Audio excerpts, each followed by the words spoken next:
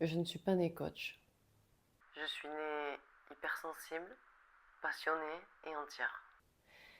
Et un jour, comme beaucoup, j'ai chuté. J'ai chuté dans une relation qui m'a fracassée de l'intérieur. J'ai connu cette douleur sourde qu'on cache derrière un sourire. J'ai connu le vide, les insomnies, les espoirs fous, les silences lourds, les excuses qu'on se répète pour ne pas avoir affronté la réalité. J'ai aussi connu les rechutes, celles où on se jure que c'était la dernière fois, et puis non. Et si t'es ici, c'est peut-être que toi aussi tu n'en peux plus, que ça tourne en boucle dans ta tête, que t'as tout essayé sauf peut-être d'en parler vraiment à quelqu'un qui sait exactement ce que tu traverses. Peut-être que tu penses encore à ton ex tous les jours et que tu voudrais couper, mais que tu n'y arrives pas. Et moi aussi, j'ai connu ça. Donc aujourd'hui, je te parle non pas comme une coach, mais comme quelqu'un qui a vécu exactement ce que tu vis. C'est pas juste une rupture. C'est un trou dans le ventre. C'est un brouillard dans ta tête et un vide dans le cœur.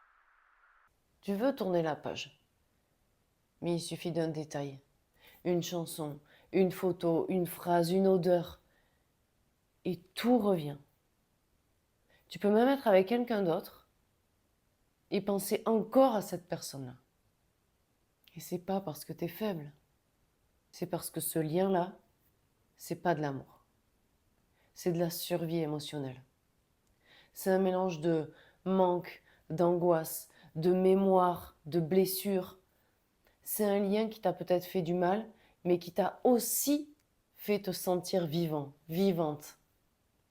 Alors, tu t'es sûrement déjà dit, je suis ridicule, je devrais avoir tourné la page. Pourquoi je pense encore à cette personne alors qu'elle m'a fait autant de mal? Tu t'en veux, tu te juges. Peut-être que tu dors plus bien. Non, pardon, pas peut-être. Tu ne dors plus bien. Peut-être que tu perds du poids ou au contraire, que tu manges pour remplir ce manque. Peut-être que tu souris en public, mais qu'au fond de toi, tu t'écroules. Et tout te semble sans saveur ni couleur. Et pourtant t'en parles à personne. Parce que tu veux pas qu'on te dise faut passer à autre chose. Tu veux juste qu'on te comprenne. Qu'on comprenne ce que tu vis. Qu'on te dise je vois ta douleur, je te crois, je sais. Alors je te le dis, je sais, je l'ai vécu. Et je m'en suis sortie. J'ai compris que le problème c'était pas lui. C'était le vide que je voulais combler. C'était ce que je croyais mériter. C'était l'histoire que je me racontais sur l'amour. Et tu sais quoi? Ton cerveau aussi sait raconter des histoires. Il a associé douleur et attachement. Il a associé manque et amour. Et plus tu as vécu des pics émotionnels forts, des disputes, des réconciliations, des silences, des espoirs, plus il a ancré ce lien en toi, comme une sorte d'habitude. C'est pas juste émotionnel, c'est chimique aussi. Ton système s'est habitué à vivre sous tension. Et à force, ce lien-là devient familier. Et ce qui est familier pour ton cerveau veut le garder. Même si ça te détruit. Alors t'es pas fou, t'es pas folle, t'es pas faible. Ton cerveau fait juste ce qu'il a appris à faire pour te protéger. Mais aujourd'hui, t'as le droit de lui apprendre autre chose. De lui montrer qu'il existe une autre façon d'aimer. Une autre façon qui te fait du bien. Et je vais te dire une chose que personne ne dit assez. Oui, tu as toutes les raisons d'être en colère et triste. En colère contre lui ou elle pour t'avoir ignoré, utilisé, manipulé, quitté brutalement ou fait croire à quelque chose qui n'a jamais existé au fond. En colère contre tes amis qui t'ont dit ça va passer, qui n'ont pas vu que tu t'écroulais, qui ont minimisé ta douleur. En colère contre ta famille, qui t'a appris à te taire, à faire plaisir, à t'adapter, à ne surtout pas déranger.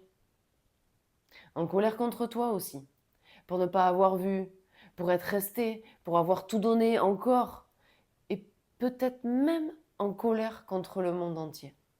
Contre cette société qui idéalise l'amour, qui dit que l'amour triomphe toujours, mais qui ne t'a jamais appris à t'aimer toi. En colère contre l'être humain, parce que tu donnes et que certains prennent, parce que tu es honnête et que d'autres jouent et trichent. Tu es triste, épuisé, dégoûté. Vraiment, je valide tout ça. Je le reconnais. Je l'ai vécu aussi. Mais crois-moi, cette colère-là, elle ne te sauvera pas. Elle te consume, elle t'enferme et elle te tient encore lié à l'histoire, au passé, qui n'existe plus que dans ta tête en réalité. Et tant que tu es en guerre, tu ne peux pas te reconstruire. Ce n'est pas la justice émotionnelle qui te sauvera. C'est le retour à toi. Alors si tu sens que tu as besoin de t'en sortir, mais que tu ne sais pas comment faire, si tu veux arrêter de te sentir collé émotionnellement à quelqu'un qui n'est plus là, alors je peux t'aider. Pas avec des grandes phrases, mais avec un vrai accompagnement, concret, structuré, profond. Mais d'abord, j'ai créé un test offert qui s'appelle Pourquoi je pense encore à mon ex. Il t'aidera à y voir plus clair, à comprendre ce qui te retient. Et après avoir reçu le résultat de ton test, si tu veux aller plus loin, tu pourras réserver un appel avec moi. Pareil, totalement offert, sans engagement. On prendra le temps, juste toi et moi, pour que tu y vois plus clair. Je sais ce que tu vis. Et je sais que tu peux t'en sortir. Le lien du test est juste en dessous de cette vidéo.